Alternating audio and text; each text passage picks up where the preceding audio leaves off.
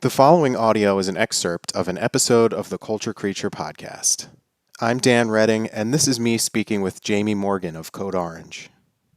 There's a phrase that you guys have been using as part of the new album, and it's on some t-shirts and stuff, and the phrase says, "There's nothing you can do to take it." What does that phrase mean to you, or where did it come from? I think that it's in the context of the song, but for me, it was almost like a self-motivator of, like, you know, on the surface, it's like whatever anyone tries to say. And, we had a lot of experiences, a lot that people don't really know about, just like with our band and just with like politics within our own scene and, outside the outside world. And I wanted to say the first song on the record, maybe one of those people puts it on. It needs to be a real nice reminder. It doesn't matter what people expect of us or what, box they want to put us in or what they expect we could achieve or where they set the bar.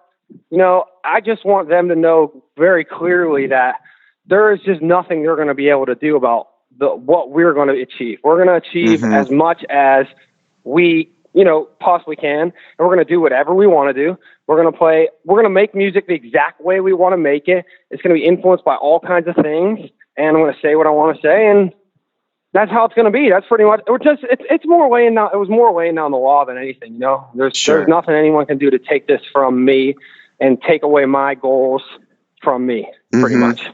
Yeah, it seems like there's almost a theme of like independence and defiance in Code Orange. So like where does that come? We're punk kids, so that's where it comes from, So but what were these limitations that you had to fight against? Was that more about like genre and scene, or was it like personal stuff? What was that?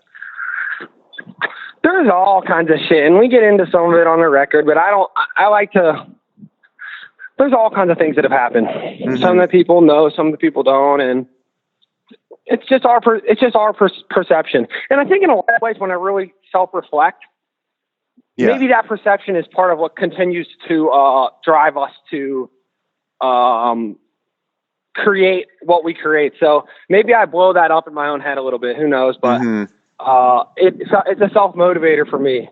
And as cheesy as it is, I know it's so even corny and cheesy to say, but it is true that like when you feel doubted and you feel held down, a lot of times you can make your best work and you can be the most motivated in any line of work. You know what I mean? Absolutely. So I think that this band is a real story of like gaining self-confidence and turning that self-confidence into people, into human beings at our shows. Because when we didn't have any confidence, we didn't play to anybody. And we decided we were going to be confident in what we were doing, and we were going to push it farther than we thought, would be safe, at least to us, in the landscape is constantly changing of hardcore and heavy music and metal music. And we were just going to push it, and we were going to be a little loud and a little bit brash and just see what the fuck happens. Just why not? Because it wasn't, and that's what we wanted to do. And I think that's kind of shaped my whole life since then and helped me grow a lot and helped all of us grow into just being, as we become adults and being confident human beings. And when you're confident in what you're doing, you're always going to have a lot of people who don't like that. And there's also, there's, and I've learned and made mistakes in terms of there's ways you can overstep that line a little bit.